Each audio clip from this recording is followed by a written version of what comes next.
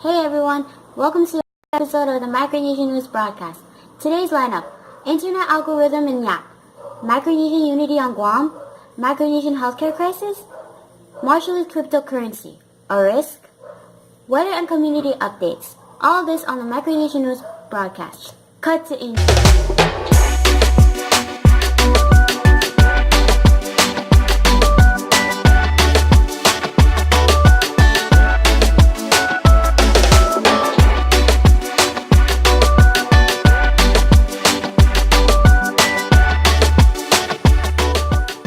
Hello everybody, thank you for tuning in to another episode of the Micronesian News Broadcast.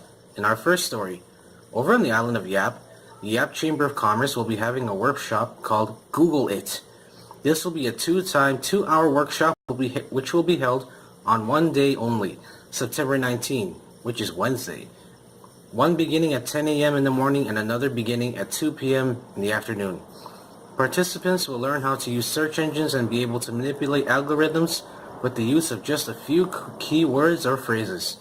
Space is limited to only 6 participants per workshop and it will cost $10 to enter. If you're interested, just go on over to the sign up. Interestingly enough, you can just learn all this stuff on YouTube for free and just under 1 hour. But more power to you if you want to learn all this stuff.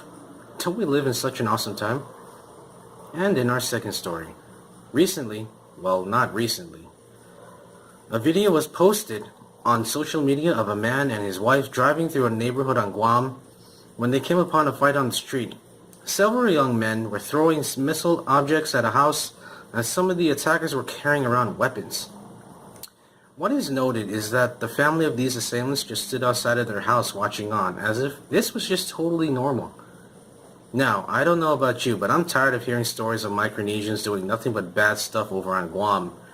I mean, there's Micronesians in Hawaii, Saipan, even here in Pohnpei, because they seem to be targeting mostly Chukis, and there's a lot of Chukis here in Pohnpei, and you don't hear them doing a lot of stuff, bad things here. So, I don't know.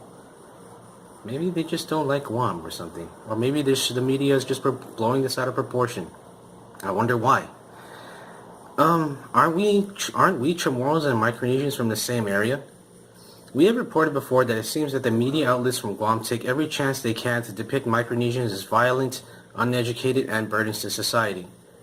It must be noted that the actions of a few people doesn't necessarily make the image of a whole entire race of people.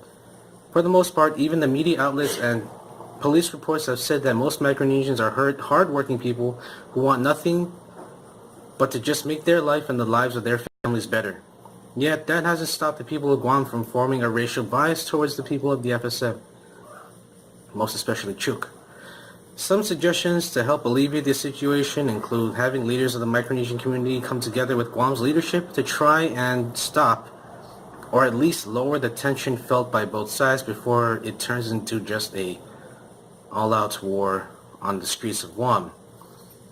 Maybe with the passing of time, Micronesians also will become more accepted into Guam society. What do you think, Micronesia? What can we do to help out our brothers and sisters living in Guam?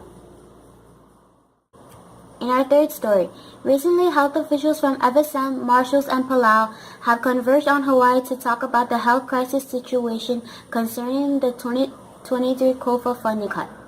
Uncertainty looms as the compact funding draws near since we are still heavily dependent on compact aid here in Micronesia. The 3 nations each have their own compact which states that healthcare will be given top priority.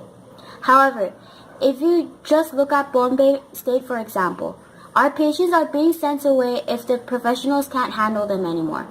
This usually involves surgery patients or cancer patients. FSM local revenues contribute about 5% to health budgets, whereas the Marshalls contribute 15%. Maybe new taxes will have to be implemented to pay for the cost of the ever-changing medical industry. In our last story, do you guys remember that whole entire craze with the Marshall Islands taking cryptocurrency as a second legal tender for its country? Now, the International Monetary Fund, or IMF, has warned against taking on cryptocurrency. Even though the Marshalls, the IMF has said that since the Marshalls is still highly dependent on the American tax dollar, it would not be advisable to go on with this venture. Also, it would create many problems for the island nation financially. However, the Marshalls doesn't see it that way. It sees this as an opportunity to finally be able to break away from dependence on America, after all that has happened.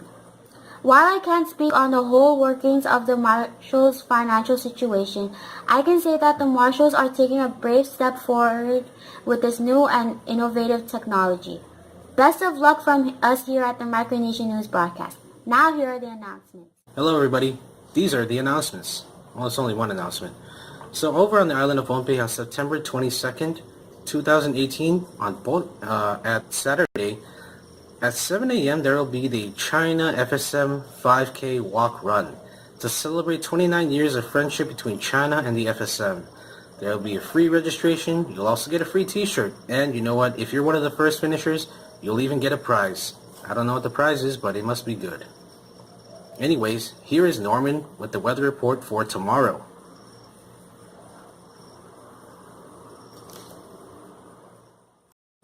Hey guys, this is Norman and this is the weather for tomorrow. 30 degrees Celsius high during the day and 24 degrees Celsius low during the night. Partly cloudy and 60% chance of precipitation and 29% of humidity.